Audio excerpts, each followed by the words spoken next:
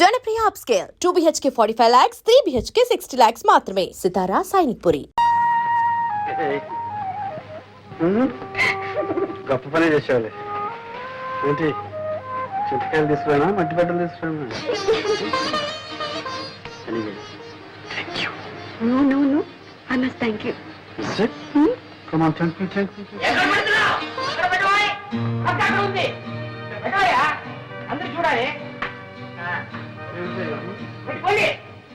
ఇవన్నీ చూసారా? Fridge, TV fridge. ఎక్కడ వెళ్ళి అమ్మగారు ఇవన్నీ ఇన్స్టాల్మెంట్ బేసిస్ లో కొన్నారు. Installment basis?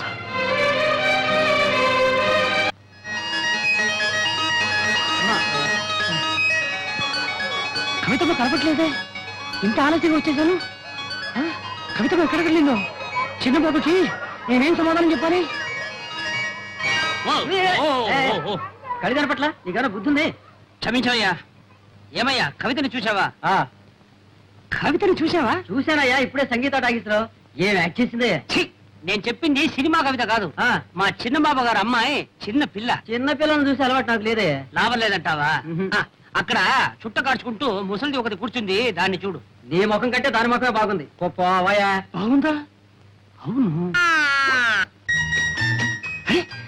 కవిత, నువ్వు ఎక్కడ ఉన్నావా? అంకుల్, నాకు ఆకలి ఇస్తుంది, నీకోసమే వెతుకుతున్నాను. అయ్యో, నాకు ఆకలి ఇస్తుందమ్మా. నువ్వు ఇంతవరకు తిను, నాకు ఇంత చాలమ్మా. డాడీ, మా స్కూల్లో నేనే first. ABCD 1 2 3 4 ring ring roses, బాబా breakfast, twinkle twinkle little star. Very good, very good, very good. Daddy, మా స్కూల్లో ఫేర్నెస్ డే జరుగుతుంది. కొత్త బట్టలు, బూట్లు, సాక్స్ వేసుకొని రమ్మన్నారు డాడీ. మీ అమ్మతో చెప్పమ్మా. సర్లేమ్మా, మీ డాడీని ఎందుకు అడుగుతావు? ఎప్పుడైనా నేను బజార్కి తీసుకెళ్లి ఒక చాక్లెట్ కొని పెట్టిన పాపన పోయారా? నేనే కొని పెడతాను. నాకు కావాల్సి కూడా నువ్వే కనుక పెడతావు, మళ్ళీ చెప్తావు.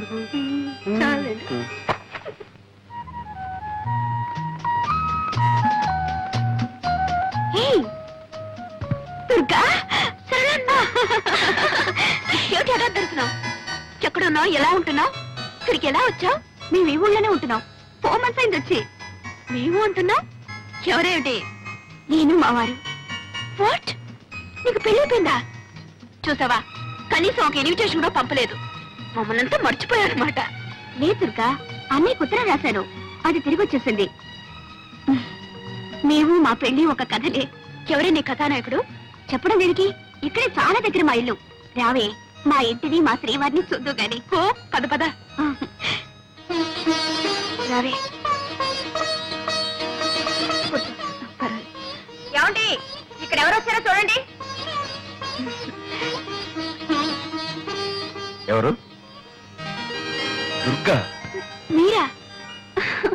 నమస్కారం అండి. నమస్కారం. స్టోర్స్ లో కలిస్తే నేనే లాక్కొచ్చాను. ఈ ఊర్లోనే ఉన్నారట. ఏవే, చూసావా మా శ్రీవారిని?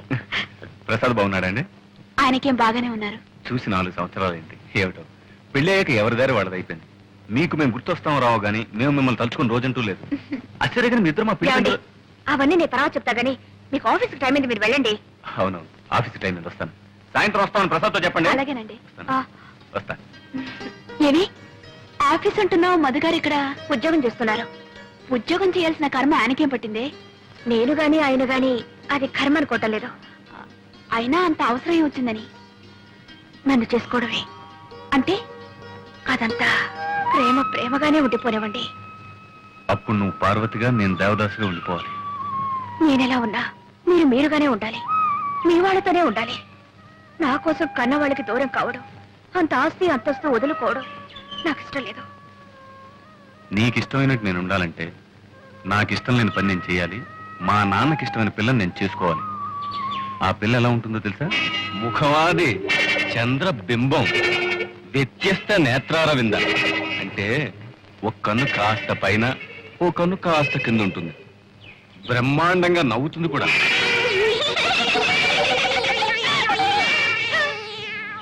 ఎలా ఉంది? కోతిలా ఉందా, పిల్లిలా ఉందా? పాట కూడా ఓ బ్రహ్మాండంగా పడుతుంది.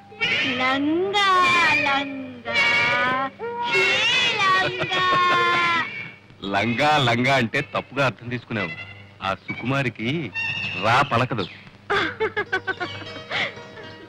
ఆ అమ్మాయిని నేను చేసుకోవాలని నువ్వు ఇలా నవ్వుకోవాలని నీకు ఆశగా ఉంటే ఓకే, బాగా ఆలోచించుకొని చెప్పు. ఆ అమ్మాయిని చేసుకోమంటావా, ఇంత విషయం తీసుకోమంటావా? నువ్వేం చెప్తే అదే చేస్తాను. సరే అయితే. తొలినే చేసిన పూజా ఫలము, తొలినే చేసిన పూజా ఫలము, తెలిసెను నా పాలి దైవమా. తొలినే చేసిన పూజా ఫలము, తెలిసెను నా పాలి దైవమా. తొలినే చేసిన పూజా ఫలము.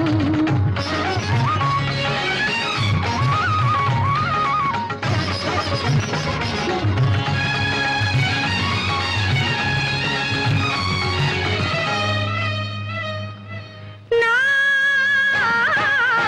మానసమే నీ ఆలయము, నా అనురాగమే నీ ఆరాధనము, నీ దరహాసమే నా చిరుదీపము.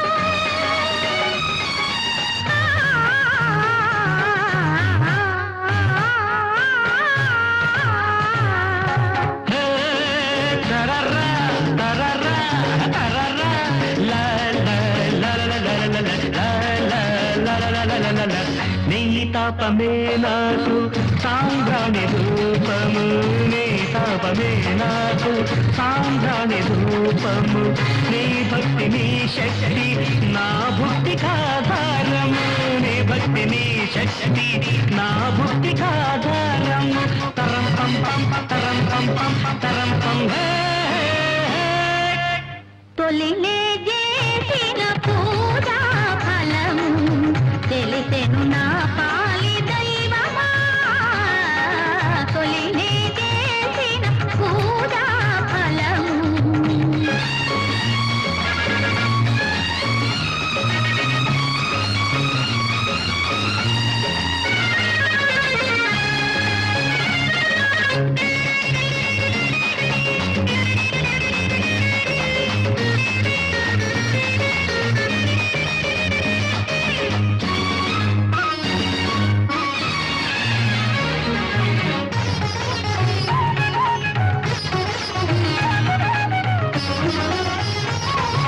నీ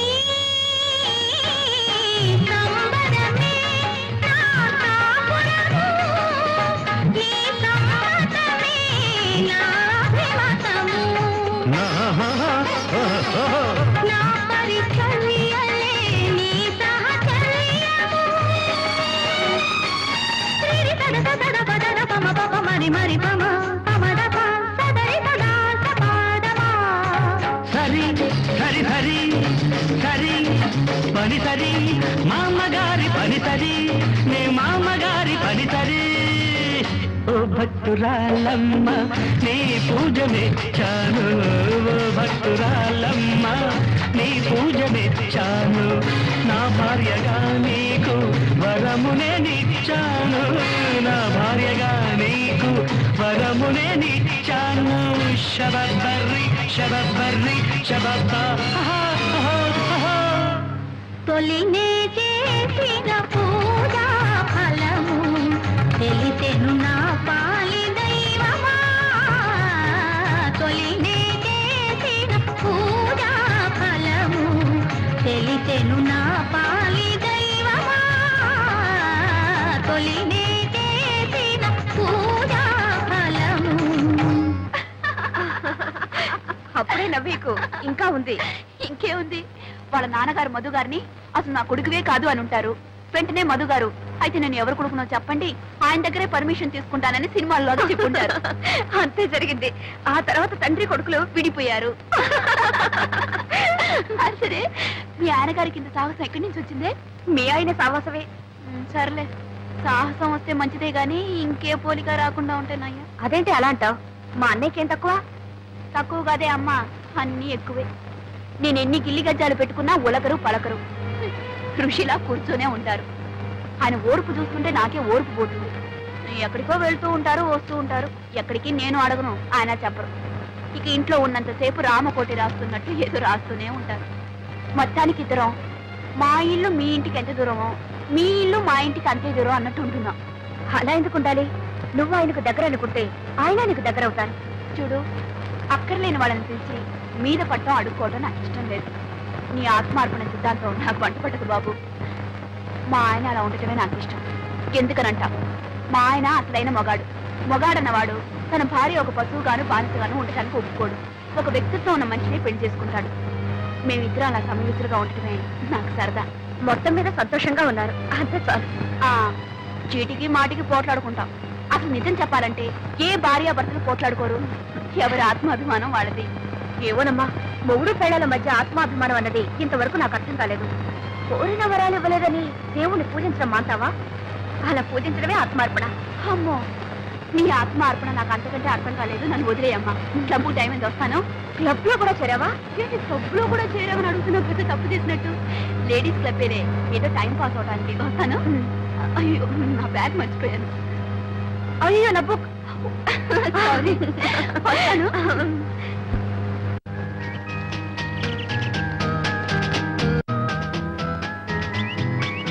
ఏమండి పిలిచారట? అవునమ్మా, ఈసారి మన క్లబ్ వార్షికోత్సవానికి మన నెంబర్స్ సరదాగా ఓ నాటకం ఆడాలనుకుంటున్నాం. కానీ ఏ నాటకం చూసినా మగ వేషాలు ఎక్కువగా ఉంటున్నాయి. మన మగ వేషాలు వేస్తే బాగుండదు కదా? కరెక్ట్. ఎవరైనా మంచి రైటర్ చేత అన్ని ఆడవేషాలు ఉండేట నాటకం రాయిస్తే సరే. ఐడియా బాగానే ఉంది, కానీ అలా రాసే రైటర్ దొరకొద్దు మనకి. ఎందుకు లేరు? చక్రపాణిని ఒక గొప్ప రైటర్ ఉన్నారండి. ఆయన నీకు తెలుసా? తెలుసంటే బాగానే తెలుసు. ఆయన చేత రాయిస్తానండి. ఇంకేం, చాలా థ్యాంక్స్ అమ్మా. అందుకే ఓకే అండి. అది ఒక తమాషా. నేను పత్రికల్లో రాస్తానని, నా పేరే చక్రపాణి అని తనకు తెలియదు.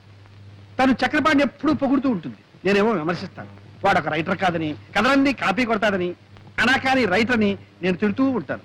ఆవిడికి బుస్సుమని కోపం వస్తుంది. అది నాకు ఎంటర్టైన్మెంట్.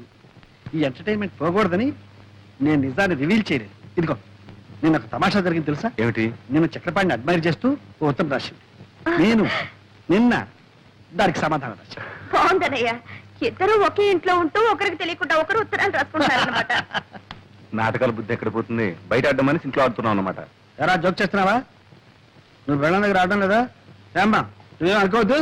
రై, ఈ ప్రపంచంలో పెళ్ళాం దగ్గర నాటకం ఆడని మొగుడు ఎవడున్నారా? చెప్పు, నువ్వు ఆడవా? ఏమ్మా ఆట చెప్పు, చెప్పు.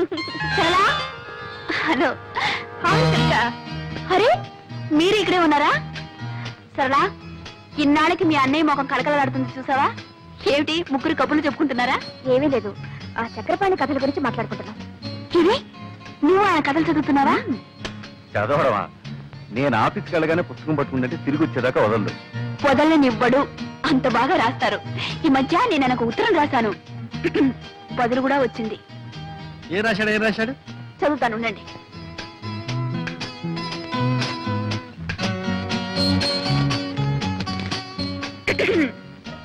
శ్రీమతి దుర్గా ప్రసాద్ గారికి మీ ఉత్తరం అందింది. మీ అభిమానానికి చాలా కృతజ్ఞుణ్ణి. మీ భర్త కూడా ఒక రచయితని, ఆయన రచనలు ఏ పత్రికలోనూ పడటం లేదని, ఆయన మీద మీకున్న అసంతృప్తిని తెలియజేశారు. మన దేశంలో ఎందరో మహాకవులు, మహారచయితలు అలా మరుగున పడి ఉన్నారు. మీ భర్త కూడా ఒక మహారచయిత అయి ఉంటాడు. ఎప్పుడో ఒకప్పుడు తప్పకుండా వెలుగులోకి వస్తాడు.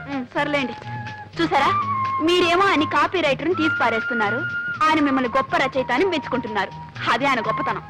గొప్పతనమే. నన్ను గొప్పాడు చేసి అతను గొప్పాడు అయిపోయాడు. ఏడ్చిందో ఏడ్చాడో ఆయన గొప్ప మనిషి. అన్నట్టు మా క్లబ్ యానివర్సరీకి ఆయన చేత ఒక నాటకం రాయిస్తున్నాం. ఆ బాధ్యతంతా నాకే అప్పగించారు తెలుసా? ఇక కథ వచ్చినట్టే.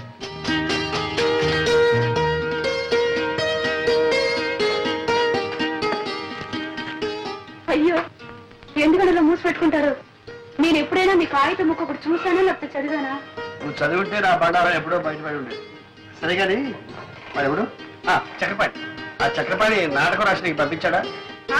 రాయటం అయిపోయింది, రేపే పంపిస్తాను. నిన్నే ఉత్తరం రాశారు. వాడి మొహం వాడే రాస్తాడు. రాసి ఈ పనికి పంపించండి. ఏమండి, నాకు తెలియక అడుగుతాను, ఆయనంటే మీకు ఎందుకు నాకు అసూయ? అసూయ? వాడికి రాయడమే చేస్తాడు. వాడంటే అసూయ ఏమిటి ఆయనకు రాయడం? మీరు కాఫీ తీసుకోండి బాబు ఆ సింహాన్ని ఎట్లా పంపించు పంపిస్తాను